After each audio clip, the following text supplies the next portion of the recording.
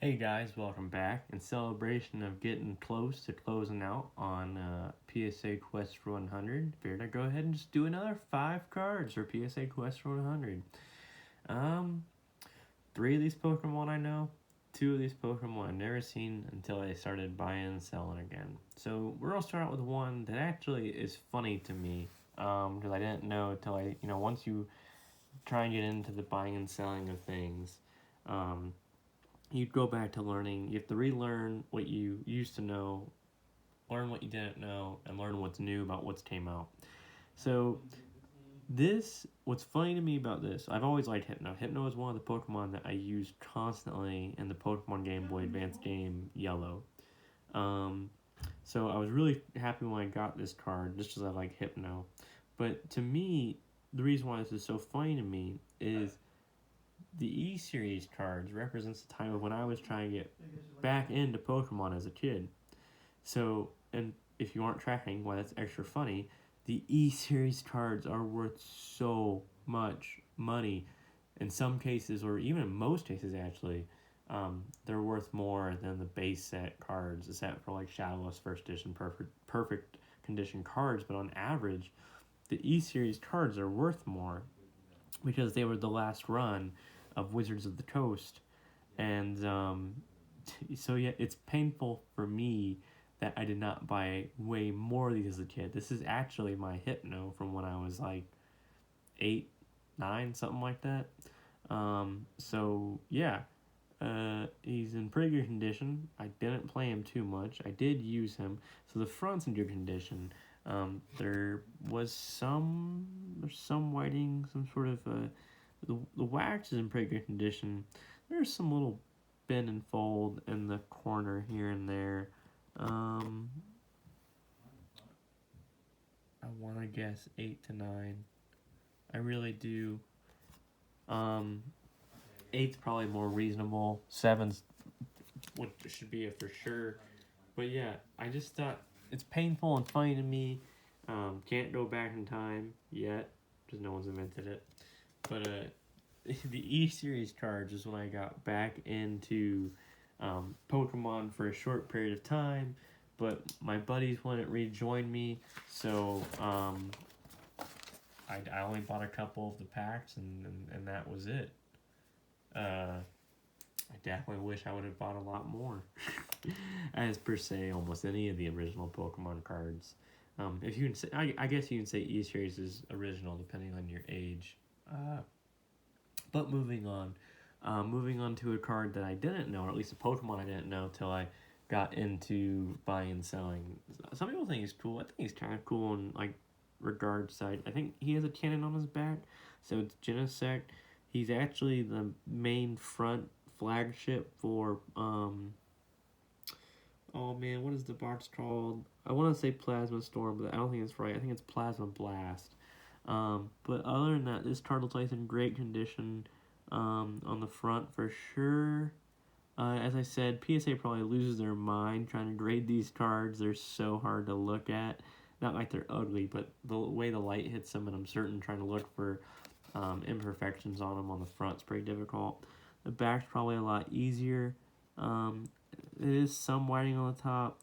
It's a little bit of a miscut going diagonal on the top. A little bit of whiting there. Oh, there's a decent amount of whiting there. That really hurts it. That's a pretty big chunk. Camera gonna focus on it. It's a pretty big chunk. According to them, according to their standards, it should still meet a 7. So we're gonna go ahead and lock them up, sleeve and hard. We'll write down 6 to 7. It's really disappointing. It was looking more like 8 to 9. Um,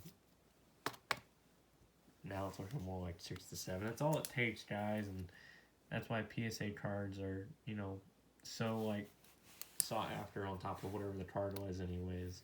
And then moving on to Pokemon, I do know. I think everyone knows this Pokemon, especially thanks to several movies. I think that gives it away. This is a really cool hollow foil too. So it's a Mewtwo GX, 72 out of 73. It's really cool. I like how they textured the hollow foil. Once again, PSA probably loses their mind looking at this card. Um, front looks great.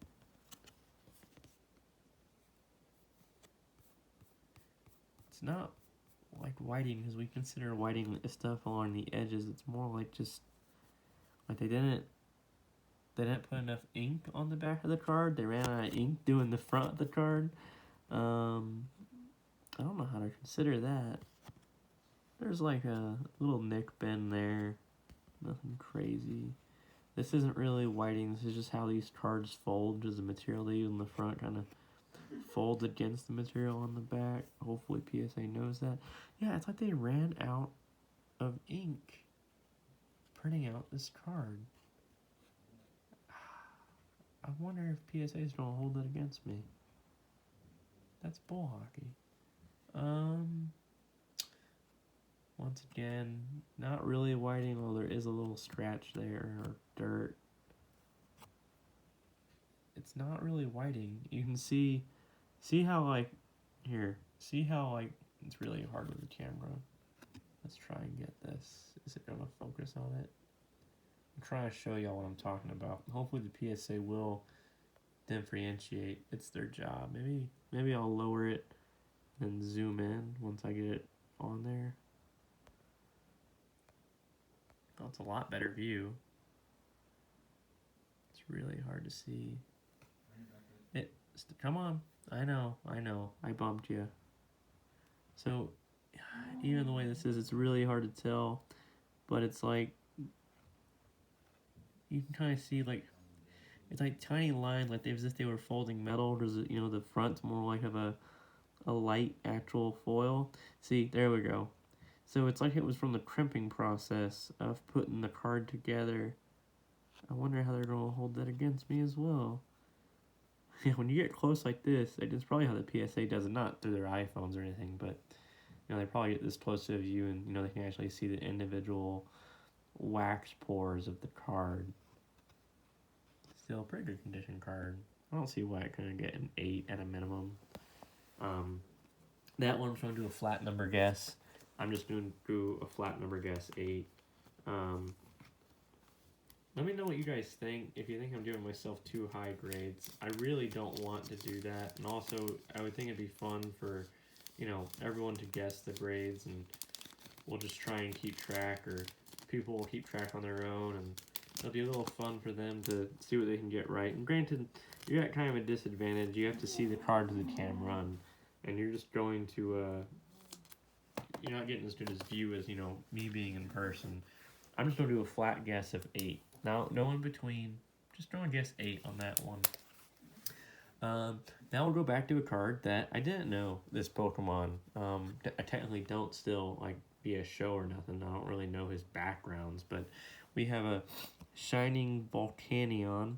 Reason why this one's cool is because most Shining is usually the background.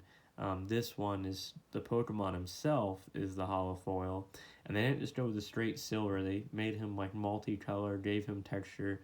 Really cool. Looks like a pretty empowering, imposing Pokemon. He looks like Venusaur and Blastoise fused together.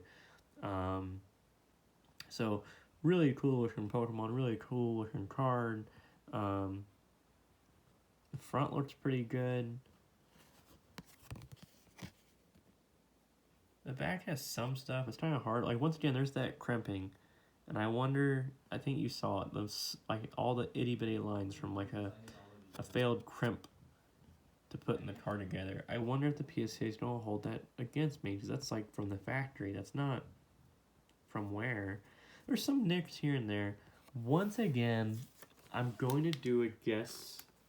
Actually, I won't flat guess this one. I'm going to say 8 to 9 for this one. Oh, and the other thing that's really cool about this card, and I had a few cards that were like this, is they make the rarity symbol a hollow foil as well. That's really cool to me.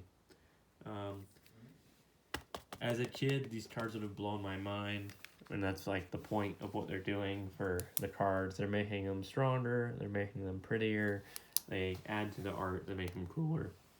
Now, another card is really cool, and don't quote me on this, but I think I'm correct. This is probably one of the first cards that was, starting to really do this, where they put the hollow foil around the whole card, and there's a big swirl there.